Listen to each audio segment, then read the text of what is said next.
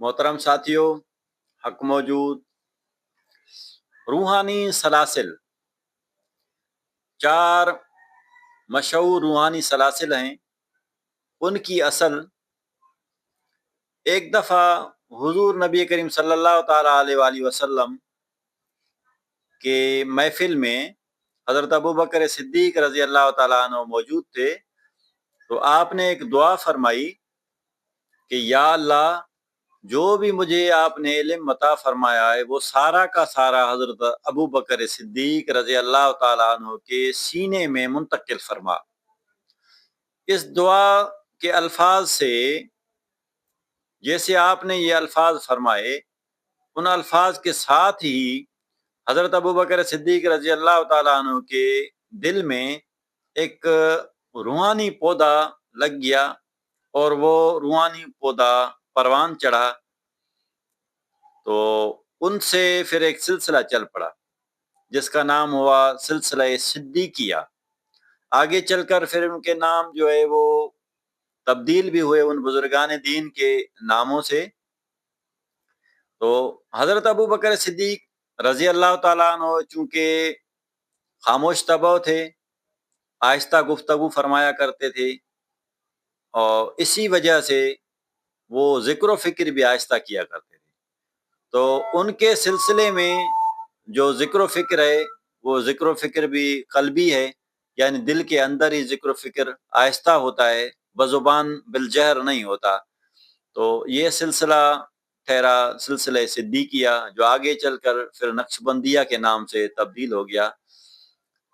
ایک دفعہ حضرت مولا علی مشکل کشا رضی اللہ تعالیٰ عنہ ایک حجرے میں حضور نبی کریم صلی اللہ تعالیٰ علیہ وآلہ وسلم کے ساتھ موجود تھے۔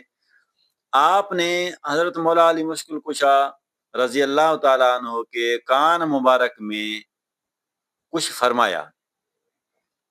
اس کے بعد ہوا یوں کہ ان کے اندر ایک جذب کی کیفیت پیدا ہو گئی، اور حضرت مولا علی مشکل کشا بآواز بلند اللہ کے نعرے لگاتے ہوئے جوش کے ساتھ باہر نکل گئے۔ تو لوگوں نے بھی ان کو دیکھا۔ آپ جاتے جاتے ایک خشک کنویں پر آ گئے، اور پھر اس خشک کنویں سے پانی نکلنے لگا، اور پانی پھر باہر آنے لگا جوش مار کر۔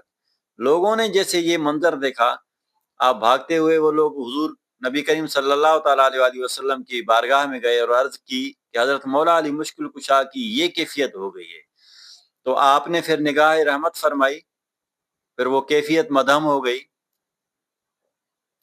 تو ان سے پھر جو سلاسل چلے، سلسلہ نقشبندیہ، سلسلہ چشتیہ، سلسلہ سہروردیہ، اور سلسلہ قادریہ کے نام سے مشہور ہونے لگے۔ تو حضور نبی کریم صلی اللہ تعالیٰ علیہ وآلہ وسلم سے یہ دو سلاسل چلے، اور آپ نے جو ہے جس طرح صحابہ کرام کی ظاہری بھی تربیت فرمائی، تو باطنی بھی تربیت فرمائی۔ جو باطنی تربیت فرمائی ان سے جو ہے وہ روحانی سلاسل چل پڑے۔ یہ روحانی سلاسل آج تک جاری و ساری ہیں۔ یہی تصوف کی بنیاد ہے، یہی تمام سلاسل کی بنیاد ہیں۔ باقی جتنے بھی سلاسل ہیں وقتاً فوقتاً جیسے جیسے وقت بدلتا رہا، اور ان میں اکابرین بھی آتے رہے، مرشد باکمال مرشدین بھی آتے رہے، تو پھر ان کے نام سے وہ سلاسل مشہور ہونے لگے۔ سلسلہ بدویہ بھی سلسلہ قادریہ کی شاخ ہے، سلسلہ زنجانیہ، سلسلہ الوانیہ، رفاعی، بختاشی، شاذلی وغیرہ، یہ سارے جو سلاسل ہیں اپنے بزرگان دین سے منسوب ہیں، لیکن ان سب کی اصل جو ہے وہ دو ہی ہیں، ایک سلسلہ صدیقیہ اور دوسرا مولا علی مشکل کشا سے سلسلہ چشتیہ۔